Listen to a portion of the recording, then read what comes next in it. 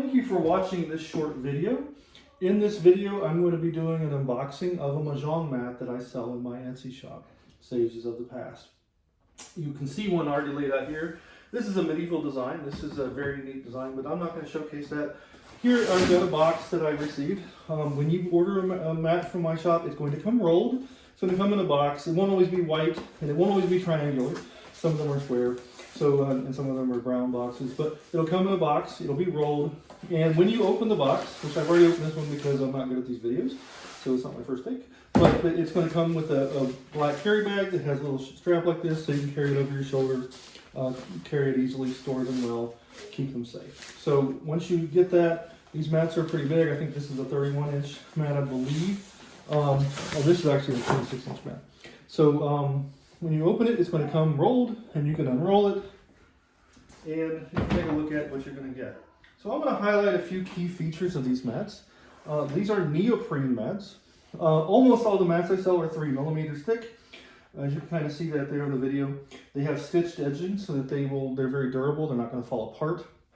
That's a feature that I would encourage you if you buy a Mahjong mat. Make sure it's got stitched edges. These get a lot when they're in play in the tiles and the racks. Really, if without stitching, they don't last long. But these 3 millimeter ones and 2 millimeter ones I offer, they all have stitched edging like this. It's very well done. It's an embroidery type that's flat. You'll notice it's also flat, so it doesn't interrupt or break up the play area, and you can slide things on and off easily. These are a textured neoprene back. This is a synthetic rubber. They won't move around, so these don't slide around on your table or desk or wherever you're using the play area.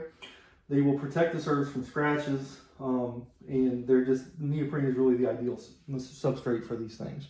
So I really encourage that. Again, it's black on the back. On the front, you'll have my own custom artwork. And this particular one is a William Morris. Like I said, this is not his first unboxing because I'm not good at these videos, but this is a William Morris. It's derived from Strawberry Thief art that I do. I did create this art and cleaned it up and made it possible. All of the art in my shop is 300 DPI and printed at high resolution onto the mats, whether it's a desk mat or a Mahjong mat. The top of these is a really smooth polyester. I don't have a tile set here to demonstrate with. I do somewhere. But when you use this, there's a little hair right there. When you use this, you will find that the tiles slide really evenly across here. And it helps with, you get the clacking noise, but it subdues it a little bit, which is usually desirable. And these are really well made mats. So one of the questions that I get a lot is color fidelity. How close is what you see on the screen to what you're going to get physically? And the answer to that is lighting. It really comes down to lighting. The photographs and the mock-ups that I share on my website in the Etsy shop are designed for fairly optimal lighting conditions, honestly. I do subdue it a little bit, but it's really hard to predict the lighting conditions. This particular room we're in, I'm using warm white lights. These aren't daylight bulbs, they're warm white. Under daylight light bulbs, you'll get a light slightly different. So it's really important to remember when you're looking at something on the screen, you're getting a light that's being projected. When you're looking at something that's physical, you're getting something that's reflected. And they don't always look exactly the same, but lighting is the real key. I do everything I can to make sure what you see on screen is what you get. And I think in general that works really well, but it is a fact that lighting is the key. So this is less important on the lighter colors, but can be really important on the darker colors, because sometimes like navy blue can look like black under poor lighting, and some of that kind of things. And if you're using like an incandescent or a fluorescent, or even one of the softer light bulbs, sometimes like sage green can come out a little bit more softer than it should. So you kind of get that. So lighting really matters, but this is a beautiful design, William Morris inspired, and high resolution, and the resolution is not going to be an issue with these. Underneath this, you'll notice that I have a different one. This is a medieval design.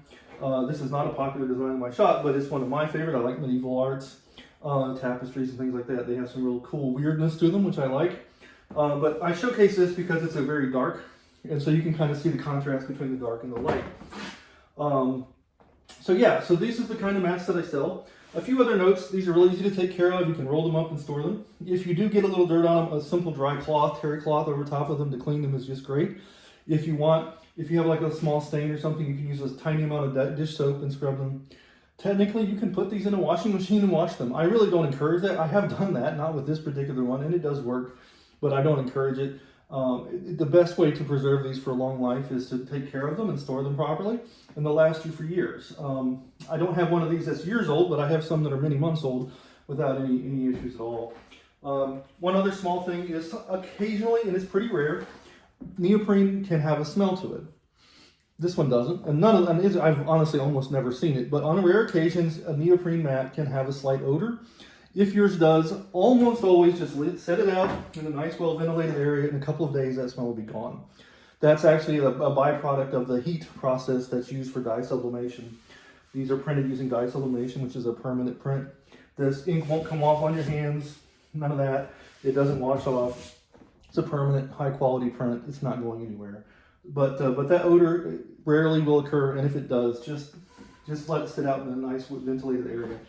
If you do have any problems at all with your mat, and I can't say that it can't ever happen. Things happen. I've sold thousands and thousands of desk mats and hundreds and thousands of these, and honestly, very, very few issues. But if you do have an issue, please reach out to me. I'm here to help you.